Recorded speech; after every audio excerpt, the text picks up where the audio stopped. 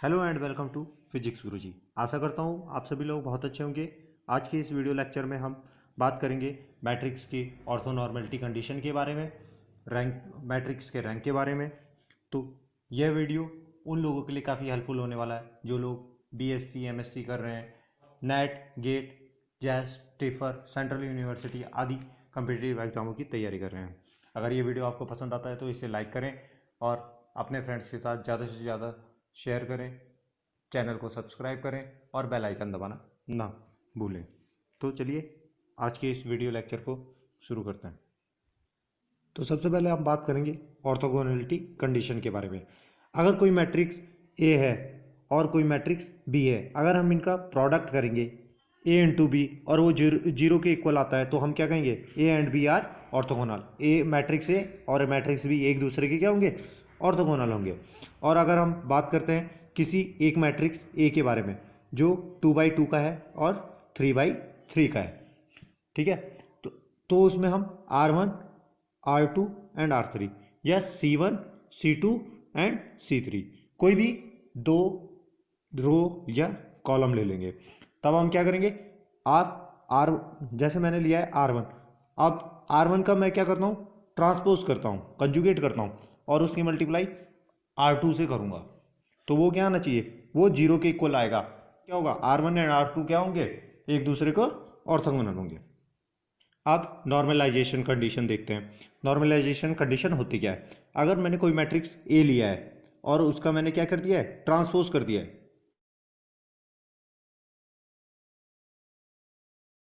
और फिर मैंने उसका प्रोडक्ट किसके साथ कर दिया है, उसी मैट्रिक्स के साथ, तो वो अगर इक्वल टू में 1 आता है तो हम क्या कहेंगे, ये नॉर्मलाइजेशन कंडीशन है, यानी कि ये मैट्रिक्स क्या हुआ, नॉर्मल हुआ। ऑर्थोनॉर्मेलिटी कंडीशन की ऑर्थोनॉर्मेलिटी कंडीशन कुछ और नहीं होती है बल्कि एक ही टाइम पे मैट्रिक्स ऑर्थोगोनल भी होगा और नॉर्मलिटी कंडीशन को भी फॉलो करेगा। अब हमने इसमें क्या किया, हमने एक सेट ऑफ वेक्टर्स का हमने एक मैट्रिक्स ले लिया जिसमें क्या है x1 x2 एंड x3, इसमें क्या है, ये वेक्टर्स हैं, ठीक है। और ये क्या इस कंडीशन को फॉलो करते हैं कि अगर मैं xm का ट्रांसपोज करता हूँ और xn के साथ प्रोडक्ट करता हूँ तो वो कितना आना चाहिए, डेल एम एन के इक्वल आता है।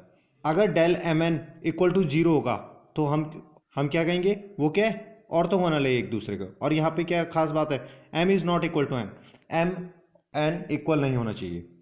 और अगर del M N equal to 1 आता है तो हम क्या करेंगे, ये नॉर्मलाइजेशन कंडीशन है जहाँ एम इक्वल टू एन है। अब एक एग्जांपल से इस ऑर्थोनॉर्मेलिटी को समझ लेते हैं, ठीक है। जैसे यहाँ पे एक क्वेश्चन लिया है मैंने कि ए कोई मैट्रिक्स है ये, ठीक है, ये पूरा एक मैट्रिक्स है, ये 3/3 का है, 1 रो 1 कॉलम सेकंड थर्ड, ठीक है। आप इसके ट्रांसपोज को करिए, ठीक है। अब मैंने क्या किया, A transpose A equal to कितना होगा, आई यानी आइडेंटिटी मैट्रिक्स होना चाहिए। फिर मैंने क्या किया, इसे पोस्ट मल्टीप्लाई कर दी, किससे, ए इनवर्स से, ए इनवर्स से दोनों साइड पोस्ट मल्टीप्लाई कर दी। अब क्या होगा, देखो ये ए इंटू ए इनवर्स क्या हो जाएगा, ये तो आइडेंटिटी मैट्रिक्स आई बना लेगा, ठीक है। और ये आई इंटू ए इनवर्स क्या हो जाएगा, ए इनवर्स। आइडेंटिटी मैट्रिक्स के किसी भी मैट्रिक्स के साथ प्रोडक्ट करेंगे तो हमेशा हमें वही मैट्रिक्स मिलेगा जिसे हमने प्रोडक्ट किया था। अब देखिए ए ट्रांसपोज इक्वल टू कितना है क्या हमारा, ए इनवर्स, ठीक है। अब मैं क्या करता हूं, अब मैं इसमें से यहाँ पे R2 एक रो ले लिया है, ठीक है। फिर मैंने उसका ट्रांसपोज भी किया है। अब देखिए अगर आपका मैट्रिक्स इस टाइप का है जिसमें कोई इमेजिनरी नंबर नहीं है, यानी कि आई नहीं है, ठीक है, आई एक्चुअल क्या होता है, √(-1) सिंपली, ठीक है, यानी कि उसमें कोई भी इमेजिनरी नंबर नहीं है। अगर आप किसी भी मैट्रिक्स का ट्रांसपोज करेंगे उसके रो कॉलम में चेंज हो जाएंगे और कॉलम रो में चेंज हो जाएंगे। R2 हमारा ये है cos theta cos phi cos theta dot sine phi and minus sine theta. अब मैं इसका ट्रांसपोज करूंगा, इसका मैं, ये तो हमारा था R2, अब अगर मैं इसका ट्रांसपोज करूंगा तो मुझे क्या मिल जाएगा, ये मिल जाएगा, ठीक है। क्या होगा इसमें, जो भी हमारा ये रो था, किस में चेंज हो गया, कॉलम में। ठीक है, अब मैं इनका प्रोडक्ट कर लेता हूं। अब जब मैं इनका प्रोडक्ट करूंगा तो मुझे क्या मिलेगा, यहां से देखिए मुझे क्या मिलेगा, कॉस थीटा कॉस फाई की मल्टीप्लाई करेंगे तो कॉस थीटा कॉस फाई से, तो कॉस स्क्वायर थीटा और कॉस स्क्वायर फाई। अब फिर क्या मिलेगा, अगर मैं कॉस थीटा साइन थीटा की साइन फाई की मल्टीप्लाई करता हूँ कॉस थीटा साइन फाई से, तो प्लस का क्या हो जाएगा, cos square theta sine square theta. और मैं मल्टीप्लाई करता हूँ साइन थीटा की साइन थीटा से, तो क्या हो जाएगा, माइनस का है जो, माइनस का साइन थीटा और माइनस का साइन थीटा, तो क्या हो जाएगा, प्लस का साइन स्क्वायर थीटा। ठीक है, तो हमें ये पूरा मिल जाएगा।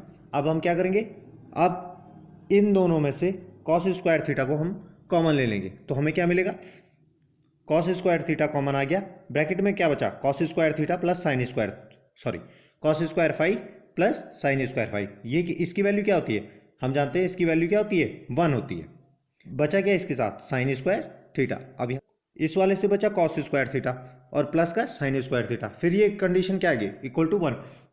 जो हमारा R2 है नॉर्मलाइजेशन कंडीशन को फॉलो कर रहा है। ठीक है, अब हमने जो मैट्रिक्स है उसका हमने क्या R1 ले लिया है एंड दूसरी रो R2 ले ली है। अब हमने क्या किया, R1 का ट्रांसपोज कर दिया है। जब हम R1 का ट्रांसपोज करेंगे तो क्या होगा, रो कॉलम में चेंज हो जाएगा। ठीक है, और R2 सेम रहेगा। जो R2 है उसमें हमने ट्रांसपोज किया नहीं है, कंजुगेशन लगाया नहीं है, तो वो सेम रहेगा। अब इन दोनों का प्रोडक्ट कर दीजिए आप। प्रोडक्ट करेंगे साइन थीटा कॉस फाइव के कॉस थीटा कॉस फाइव से, तो क्या होगा, साइन थीटा कॉस थीटा और कॉस स्क्वायर फाइव प्लस क्या होगा साइन थीटा, अब साइन थीटा कॉस फाइव की multiply cos theta sine five से, तो क्या आएगा, sine theta cos five sorry sine theta cos theta sine square five. अब कर दीजिए cos theta minus sine theta से, तो क्या आएगा, minus sine theta cos theta.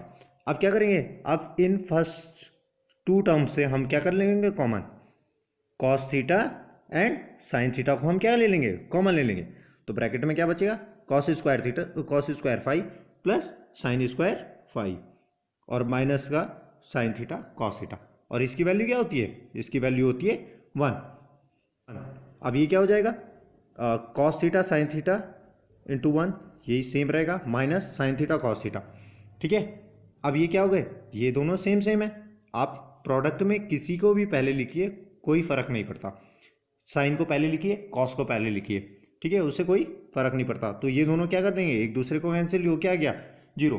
तो ये हमें क्या बताती है कि ये दोनों जो R1 R2 हैं, जो R1 का कंजुगेट लिया है और R2 लिया है हमने, वो एक दूसरे के क्या हैं, ऑर्थोगोनल है। यहाँ से क्या मिल रहा है हमें, जो R1 है उसका ट्रांसपोज और जो R2 है उस वो उन दोनों का प्रोडक्ट करेंगे तो हमें क्या मिलेगा, 0, जो कि ऑर्थोगोनल कंडीशन है। अब हम ऐसे क्या कर सकते हैं, आप R1 R3 लीजिए, R3 का ट्रांसपोज करिए और R1 के साथ प्रोडक्ट कीजिए, या R1 का ट्रांसपोज कीजिए R3 के साथ प्रोडक्ट कीजिए, तो भी हमें क्या मिलेगा, 0। अब अगर मैं R1 एंड R3 लेता हूँ और R1 का क्या करता हूँ, ट्रांसपोज करता हूँ और R3 के साथ प्रोडक्ट करता हूँ, तो वो भी 0 जाएगा। ये आप करके देख लेना।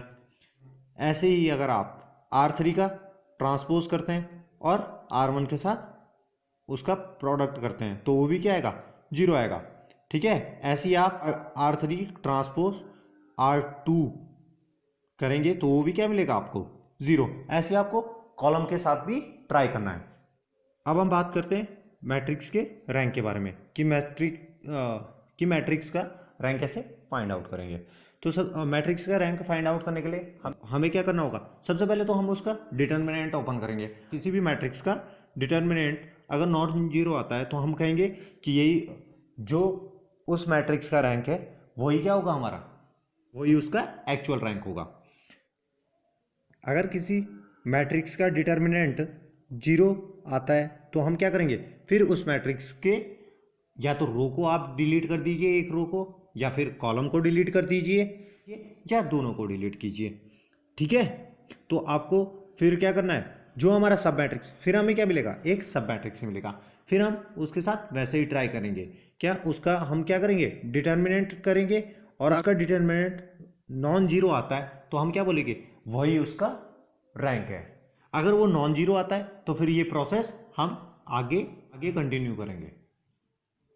अब एक एग्जांपल से इस पूरे कॉन्सेप्ट को समझ लेते हैं कि कैसे हम किसी भी मैट्रिक्स का रैंक फाइंड आउट करेंगे। तो यहाँ पे क्या कर लिया है मैंने, एक मैट्रिक्स ले लिया है जो हमारा ये है मैट्रिक्स।